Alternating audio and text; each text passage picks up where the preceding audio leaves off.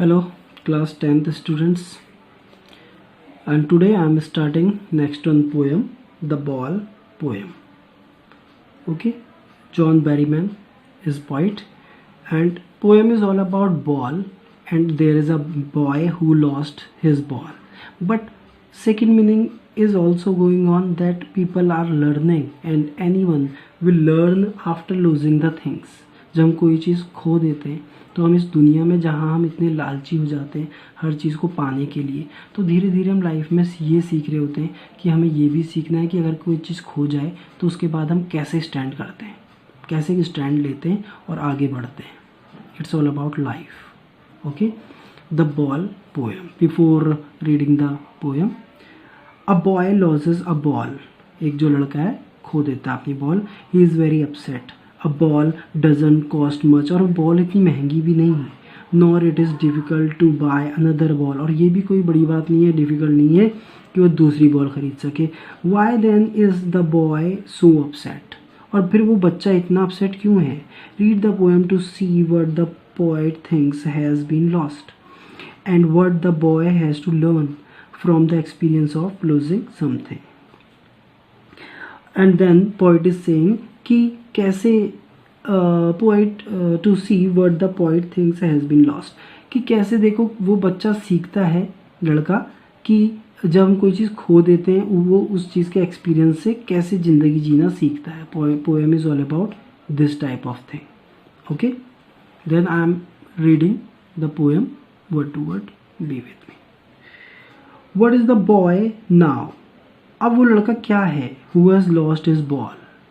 बात समझ रहे हैं. This is not a big deal कि एक वो बॉल ही है, but world is all about infatuation and attraction. ध्यान से सुनिएगा मेरी आवाज़, ठीक है. कि जो दुनिया ना इसमें अट्रैक्शन बहुत है और हमें लगाव हो जाता है चीज़ों से, फिर उसकी कीमत नहीं देखी जाती है. ध्यान से समझना पोएम को, अच्छी पोएम है. What is the boy now who has lost his ball. अब वो लड़का क्या है जिसने अपनी बॉल खो दी, है ना. सेंस समझना. What is he to do. अब वो क्या है उसके करने के लिए, अब वो क्या कर सकता है.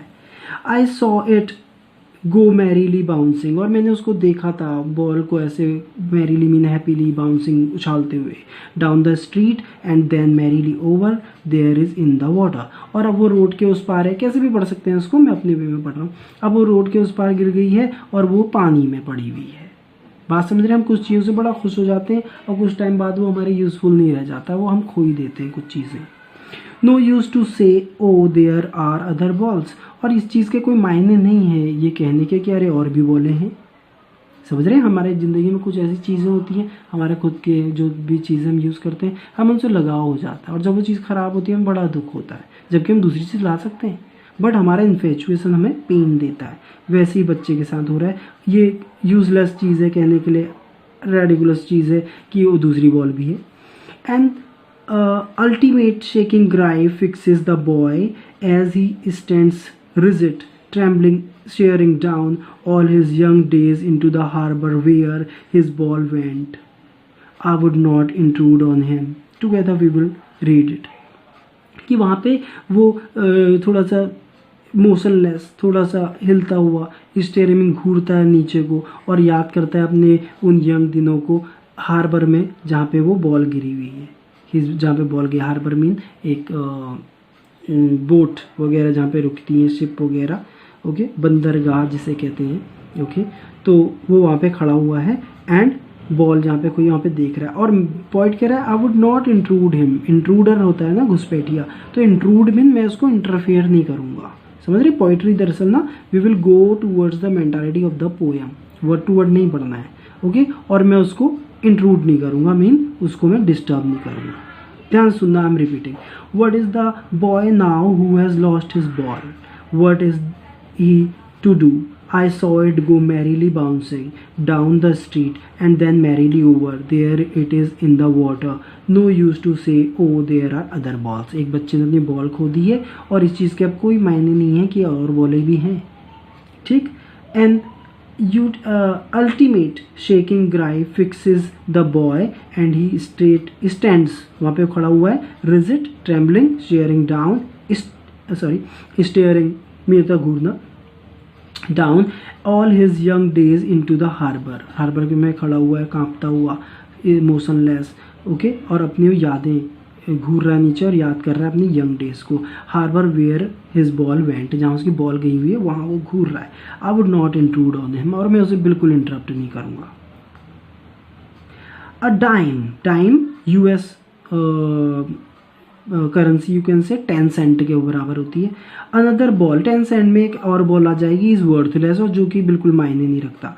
Now he senses first responsibility, first responsibility थोड़ा और आगे पढ़ लेते हैं। In a world of possessions, possessions मतलब लोग अपना हक जताते हैं चीज़ों में, तो ये जिसमें जो दुनिया है, जो जिसमें लोग अपना हक जताते हैं, अपनी प्रॉपर्टी समझते हैं, उसमें आज उस बच्चे ने सीखी है जिम्मेदारी कि हमको चीज़ों को संभालना चाहिए, खोना नहीं चाहिए। आज इस पोजेशंस में उसने रिस्पॉन्सिबिलिटी सीख ली। People will take balls will be lost always little boy, और जो पीपल विल टेक बॉल, अब लोग बॉल ले लेते हैं, ball will be lost always, और बॉल तो हमेशा खोती ही हैं लिटिल बॉय, छोटे लड़के। कुछ चीज़ें होती हैं ना वो ख़त्म नहीं होती हैं, वो खोई जाती हैं, ओके, तो उसमें से एक बॉल भी होती है, बॉल कुछ नहीं होती है, वो एक दिन खो जाती है। लिटिल बॉयज़ को ये समझना होगा कि कुछ चीज़ें खोती हैं, सेंस समझना। बड़ी अच्छी पोएम है, मैं ज़्यादा because video will become lengthy, otherwise depth में बड़ी अच्छी बातें चल रही है, try to understand. Little boy की कुछ चीज़ें ना खोने के लिए होती हैं, हमें उसका गम नहीं मनाना चाहिए। Like our life, we all are temporary on the earth, समझ रहे हैं। आगे पढ़ते हैं, डेप्थ में जाने का टाइम कम है। And no one buys a ball back, और कोई भी उस बॉल को दोबारा नहीं खरीद सकता। समझ रहे हैं आप, समझ रहे हैं। लाइफ को हर पल जीना चाहिए, एक बार चली जाएगी दोबारा खरीद नहीं सकते। मनी इज एक्सटर्नल, मनी तो एक बाहरी चीज़ है।